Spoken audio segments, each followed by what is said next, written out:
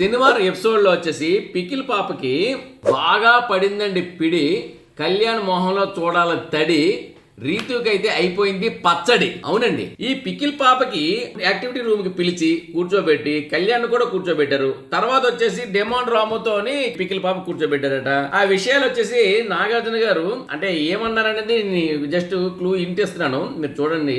వేసుకున్నారట. అసలు కళ్యాణం అమ్మాయిలు పిచ్చోడు, ఒంటి మీద చేతులు వేస్తాడు, నేనైతే ఇచ్చి పడేస్తా, తొక్కు పడేస్తా అని చెప్పేసి పికిల్ పాప అంది. ఎంతైనా సరే ఒక సిపాయి, భారతదేశ రక్షకుడు, అతను అక్కడికి వెళ్ళి యుద్ధం చేయడానికి కూడా సిద్ధపడి వెళ్ళిన ఒక ఆర్మీ పర్సన్. కాకపోతే ఆయన సొంత ఎంటర్టైన్మెంట్ కోసం, ఆయన వ్యక్తిగతంగా ఆనందం పొందడం కోసం ఇక్కడికి వచ్చాడు సెలవు పెట్టుకొని. బట్ ఇక్కడ తన వయసు అంతా 23 సంవత్సరాలు కుర్రోడు. తను ఆనందపడుతుంది సరదాగా. ఆయన ఏమి ఇంకా అబ్యూజింగ్ గా ఏం పెద్దగా బిహేవ్ చేయలేదు. పెద్దగా కాదు, అసలు అబ్యూజింగ్ గా బిహేవ్ చేయలేదు. తను క్లోజ్ గా ఉంటున్నాడు. తనకన్నా పెద్ద అమ్మాయి తనూజ చాలా. ఏదైనప్పుడు కూడాను వాళ్ళిద్దరి మధ్య కాస్త చనువులోని మీకు అభ్యంతరకరమైనట్లయితే మరీ అంతగా పెద్ద స్టేట్మెంట్స్ ఇవ్వకూడదు కదా పచ్చడి పాప. అందుకని చెప్పి ఆ పచ్చడి పాపకు వచ్చేసి పచ్చడి చేసారు నాగార్జున గారు. ఇలా చేసి నేషనల్ టీవీలో రాంగ్ ఇన్ఫర్మేషన్ పాస్ చేయకూడదు కదా అన్నట్టు